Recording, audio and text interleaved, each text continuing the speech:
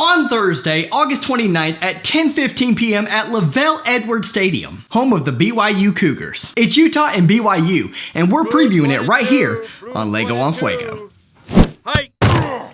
Woo! It's the Holy War, baby, and I'm amped for it. Let's go. First of all, no more Tanner Mangum. The guy had an excellent start for us in his career, but I'm happy to see Zach Wilson take over the reins. The guy is an absolute stud. 65.9% completion percentage last season, 12 touchdowns, and just 3 interceptions. Does what a quarterback should do when you have a great defense, and that's exactly what we have. We're returning 8 of 11 players on a defense that was ranked number 18 overall in the nation last season. That is music to my ears. 6'4", 340-pound Mr. Tonga is a hefty run stopper up front for us. He'll be there to bottle up Zack Moss in this one, no doubt. Coach Sitake has a lot to look forward to as he heads into the 2019 football season.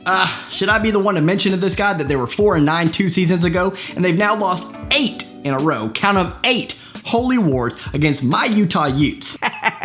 On top of that, check out the Cougars' first 8 games of the season. They of course have my Utes, then they're at Tennessee, versus Southern Cal, and versus Washington. Then they're at Toledo, at USF, versus Boise State, and at Utah State. Definitely some winnable games in that mix, but there are absolutely no cupcake games in that first 8-game stretch. Now, if your coach was feeling the hot seat when he was 4-9 in 2017, imagine how sunburned his butt's gonna be this season. No way you get through that stretch with a winning record, and no way you win game 1. We bring back pretty much every player that touched the rock last season. Tyler Huntley returns at quarterback, where he put together a 4-0 October, including wins over Stanford, USC, and UCLA. Zack Moss returns after gaining 1,096 yards, 6.1 yards per carry, and putting 11 in the end zone in 2018. Our best wide receiver is back in Britton Covey. He hauled in 60 receptions for 637 yards last season. And we're fresh off of winning the Pac-12 South, an actual conference. This year, we have the goal of and look forward to winning the conference. But first things first, an out-of-conference game against an in-state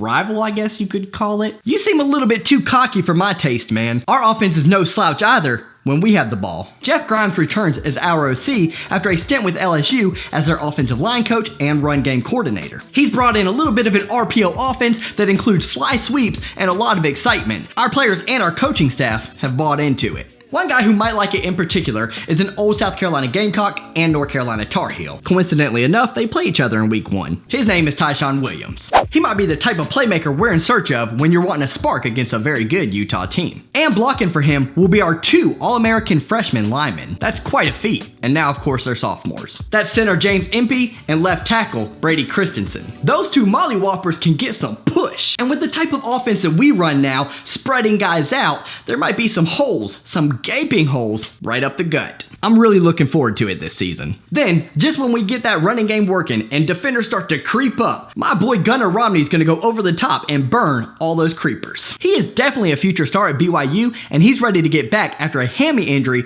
limited him in 2018. Well, speaking of injury, that quarterback of yours, Zach Wilson, had a little bit of a lingering shoulder issue, didn't he? Let me guess, it's patched up fine and not bothering him at all, right? Yeah, maybe until he actually gets hit and takes some licks. I of course wouldn't wish injury on anyone. I'm just stating the obvious. Shoulder injuries already aren't anything to play with, and they're particularly hampering when you're talking about a quarterback. He already has a tall enough task when you're talking about going up against a Utah defense that was ranked number 1 against the run in the Pac-12. As a result, he's definitely going to have to shoulder a large load. No pun intended. And we were the number 2 overall defensive team in the Pac-12. Our D-line, the guys who are going to be in Zach Wilson's face all game long, touts 3 future NFL players who will be making a living on Sundays. And there's another one of those NFL talents in cornerback Jalen Johnson who will be locking down your boy Gunner Romney all game long. So the way I see it, BYU won't be able to score many points, and you gotta score points to win football games, in my humble opinion. Does your humble opinion remember that Cody Barton and Chase Hansen, 2 of your best linebackers probably in school history, are gone? Does it remember that both of your safeties are also gone and now you're having to make some personnel changes and mix everything all around? That kind of chemistry doesn't happen overnight. For instance, you're moving Julian Blackman from his corner position over to that safety slot. There's a learning curve there. Does your humble opinion remember that you lost to Washington in the Pac-12 Championship 10-3 and then followed that up with a Holiday Bowl loss to Northwestern 31-20? Tough way to end the season,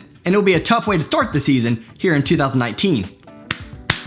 Go Cougs. You played Western Michigan post-2017 in the Idaho Potato Bowl. Come on. I'm sure we could have finished the season strong too if we were in that situation. Again, and as I made clear earlier, Utah has won the last 8 Holy War games, and the last one you guys won was in overtime. Give me a break. Make it 9 in a row and we cover the 6-point spread even though we're on the road and in a night game at your place. Go Utes. Bam! The Holy War laid out for you, every single nook and cranny. With that said, who are you rolling with? Comment below and make sure you include the score. Now the deadline is approaching to join this year's Yahoo College Football Pick'em page for this channel. Prove on there that you know football more than I do. The ones who come in 1st, 2nd, and 3rd place get an awesome prize if I reach 1,000 subscribers and 100 people on that page before the first game's kickoff. However, those thresholds do have to be met in order for that to be a thing, otherwise we're playing for fun, which is also fine. The group code on there is 407, the password is Corso with a capital C, and the page is linked in the description below. I'll see you there. Subscribe to the channel if you want the most fun and entertaining college football material all season long. I'm out for now, but I'm already working my butt off to get the next video out to you. See you then.